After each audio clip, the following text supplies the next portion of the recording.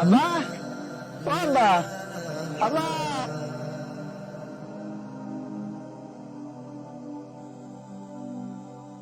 কি হয়েছে বাপ? এদিকে আসো। এতদিন ধরে আমার বাইক কেনার কথা কইছে, আমার বাইক কই? আমার সব বন্ধুদের বাইক আছে, আমার কেবল একটা বাইক নেই। আমার সব বন্ধুরা আমার খেত কই? বাবা রে, আমি হলাম দিন মজুর। এই দিন মজুরি করেই খাই। একটা বাইসাইকেল কেনার ক্ষমতা আমার নেই। তুই আবার মোটর সাইকেলের কথা কইস কি করে? তুমি আমার জীবনে কি দিয়েছো আমি এত সাথে বুঝিনি। আমার বাইক লাগবেই, দরকার হলে ভিডিও বাড়ি বেঁচে হলেও আমার বাইক কিনে দেওয়া লাগবে।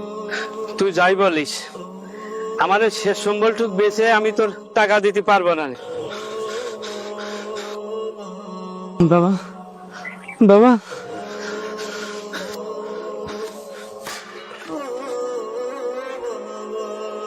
হে আল্লাহ, আমি 2 দিনের মধ্যে এতগুলো টাকা কিভাবে ম্যানেজ করবো? আল্লাহ, হে আল্লাহ, আমার মামারা ছেলেটা বড় দাবি করেছে।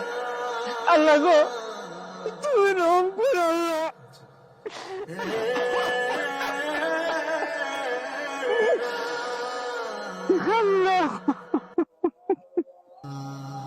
অবস্থা পশ্চিম মাঠে জমির অবস্থা থাকা থাকা মাতবার সাহেব, আপনি এ নিয়ে কোনো টেনশন করিবেন না। ওয়ালাইকুম আসসালাম ওয়া রাহমাতুল্লাহ। কি অবস্থা রশিদ মিয়া? খুব বিপদে পড়ে আপনার কাছে আসলাম।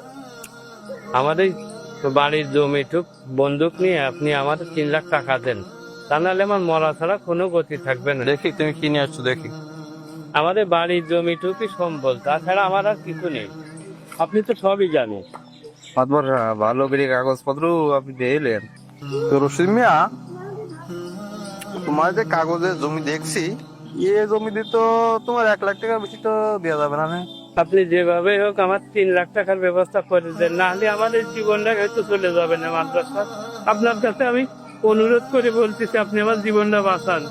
আপনি ছাড়া আমার আর কোনো ভরসা নেই। আমি সব জায়গায় চেষ্টা করেছি। আমি শেষমেশ এই জমির দলিল দিয়ে আপনার কাছে টাকা নিতে আসলাম। সব ঠিক আছে, কিন্তু এই জমি কিনলেও তো এত টাকা বেচা বিক্রি হবে না। মাজার দলিল রেখে তোর যে কোপা অবস্থা, ও জীবনও মনে হয় না যে এই জমির দলিল আর ফেরত লিবার পারবি। আপনি রেখে দেন, 1 মাসের সময় দেন, যদি না পারি জমি আপনার। বুঝছেন, সবই বুঝলাম, কিন্তু তোমার বাড়ির জমিটা নিয়ে তো আমি তো কোনো চাষবাস করতে পারবো না। তোমার একটা শর্ত দিচ্ছি, তুমি যদি রাজি থাকো তাহলে একটু চেষ্টা করে দেখতে পারলে।